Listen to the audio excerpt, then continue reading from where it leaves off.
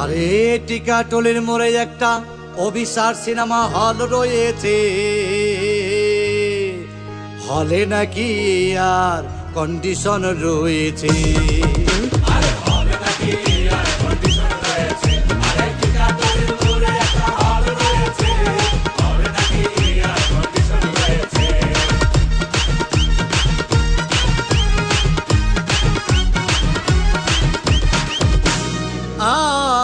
আরে ভাই, একদিন গেলাম সিনেমা দেখতে, আর রিক্সা থেকে নেমে দেখি হলে একটি সুন্দরী মেয়ে দাঁড়িয়ে আছে।